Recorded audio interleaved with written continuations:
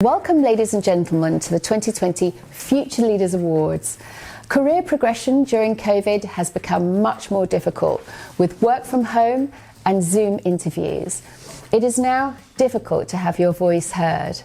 So how do you keep your career progression ball in the air? Yindi Gasindi, who was made partner at Baker & McKenzie in 2020, shared her thoughts. Yindi says it could be a tap on the shoulder, or, as with Baker & McKenzie, a more formal process.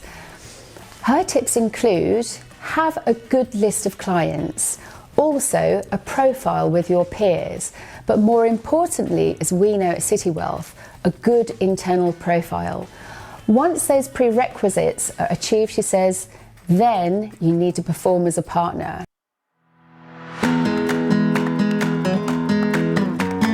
The advice that I would give to the younger generation is you're in this business or entering this business at exactly the right time. The private client world has come full circle. When I started in it 40 years ago, it was preeminent but on the decline. Big Magic Circle firms all had big private client departments, but M&A, mergers and acquisitions, was just starting to become popular. And all of a sudden, corporate transactions took center stage, and the big Magic Circle firms started getting rid of their private client groups. And for several decades, we were oddballs in the private client world. Well, since the crazy events of the summer of 2008, with financial collapses and governments being broke and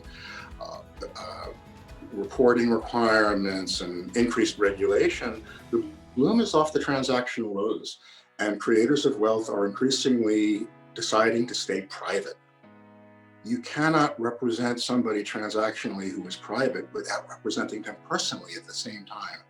So the day of the private client lawyer has returned. It's particularly important when there are difficulties in financial markets. And this year has been a really, really good example of that. There's been so much going on. And when you feel least like picking up the phone to your client, that's exactly the moment you should do it.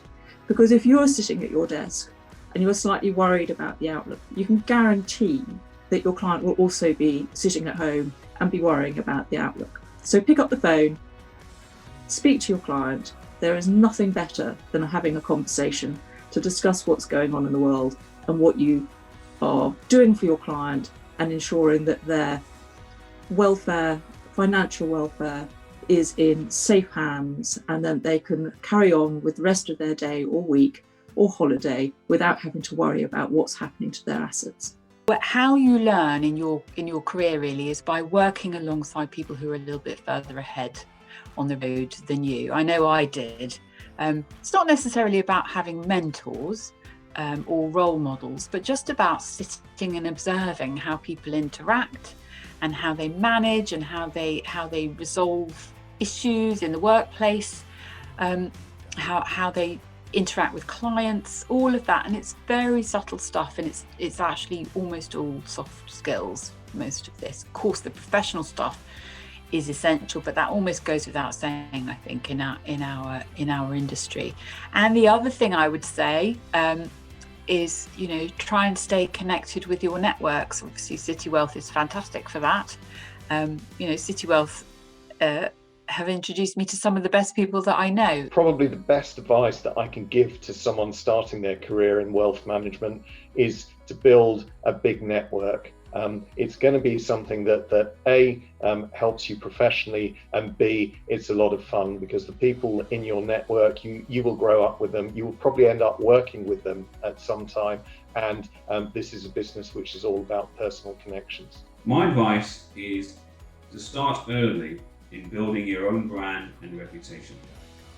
That means creating a strong presence in social media, especially LinkedIn, and looking to build networks with your peers at other firms at similar levels across from you. As you get promoted and develop, those same people will also get promoted. And having those strong and key relationships will actually be career enhancing and help you to serve your clients for many years to come.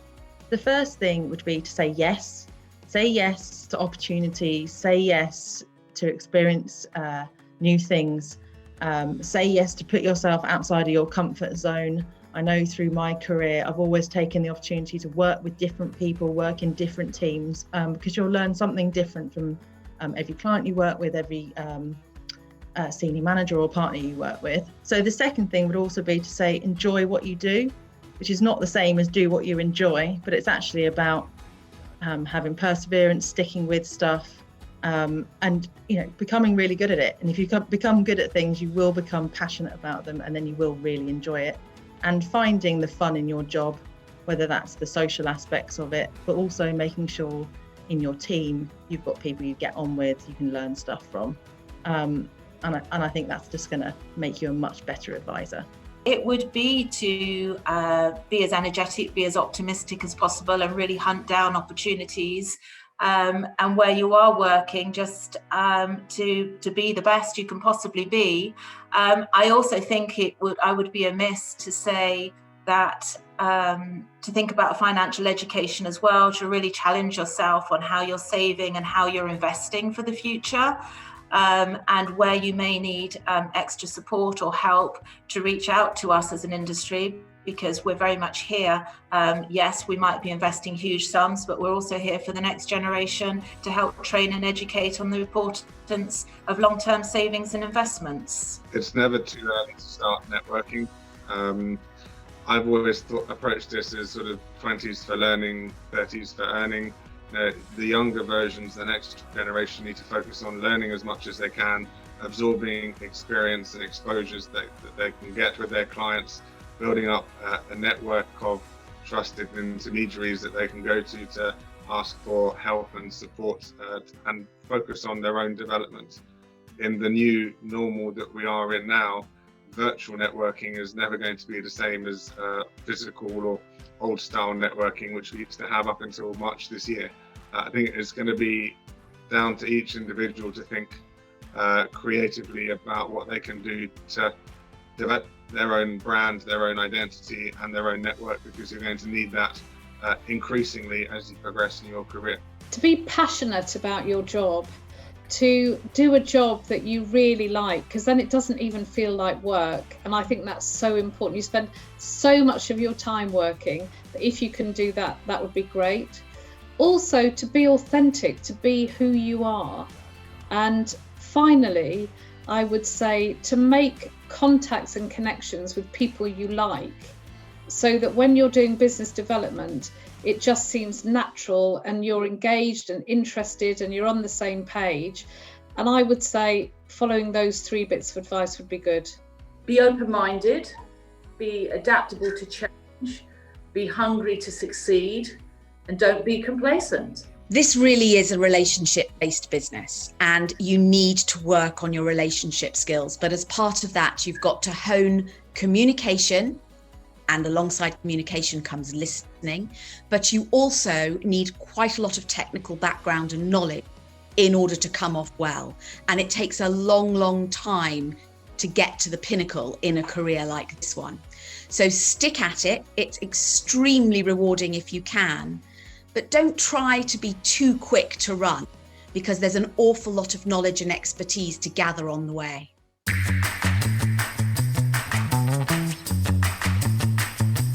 The Future Leaders Awards enable entrepreneurs and families wanting to trust their life savings to others to choose the best up-and-coming managers and advisors to work with.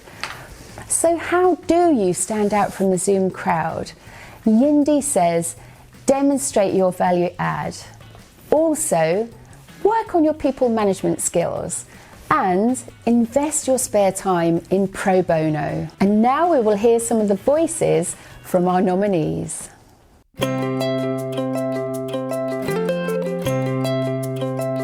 How do you get promoted? Okay, good question. Well, each firm will have their own path for partnership. Some firms just give you a tap on the shoulder. Others will have a process you have to go through. At Baker McKenzie, we have quite a formal process, which is fairly well honed now. But beyond going through the formal process, I think the 3 things you really need to do to get promoted are have a good body of clients with whom you have good relationships, have a good external profile in your industry, and at a firm like Baker McKenzie with such a large international presence, having a good internal profile is also really key. And thirdly, being able to demonstrate the ability to perform as a partner, both in terms of bringing in work, yes, but more importantly, developing relationships, which is more important than ever during the COVID crisis. I think it's a combination of working hard, being there for your teammates, and trying to build that culture of working great together.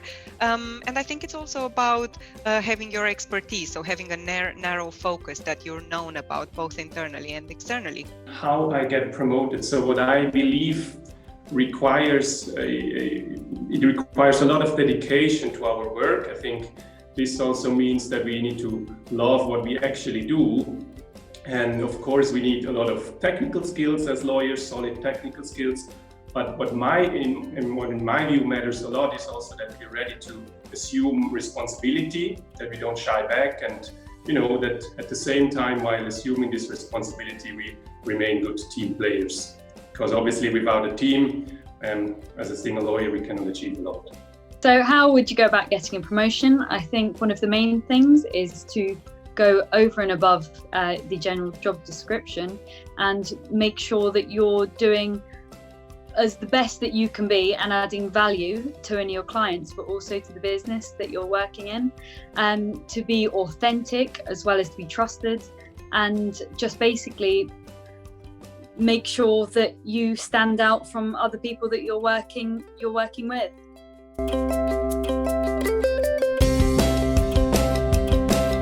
I think it's about building your network, both internally and externally. I think that's very important. In terms of your clients, I think it's about spotting opportunities and thinking a step ahead and thinking about what they might need. And I think, again, it's very much around being there, being a hard worker, and being that sort of like first point of contact for your clients. How I stand out from the crowd to get a pay rise, I think I work already very, very independently, although I'm still a young lawyer. I also think, besides my technical skills, I grasp the particularities of a case quite quickly on a personal level. So I see, where the problems are of a case. That allows me to work very, very efficiently. How do you get a pay rise? I think, very good question. If you're doing your job well enough and you're being recognised by the people in the business that matter, then you should be able to get your pay rise. But if not, then you need to make yourself heard and bring that up with the relevant people. When we can stand out from the crowd and get a pay rise, I think, again, like a firm like Baker McKenzie, where we have so many talented lawyers, I think to stand out from the crowd, it helps if you can demonstrate all of your value adds beyond delivering good work and excellent client service, which is almost a prerequisite, certainly at our firm. So it may be your people management skills, or it may be other ways in which you contribute to the firm's community. For example, for a number of years, I did a lot of pro bono work on our pro bono committee, and I'm also heavily involved in our diversity and inclusion programs. A, because I enjoy doing it and I feel it's the right thing to do, but B, over the years, it has become a way for me to differentiate myself and have those client conversations, because those are things that our clients are also really passionate about as well. Thank you, Yindi, for such great advice.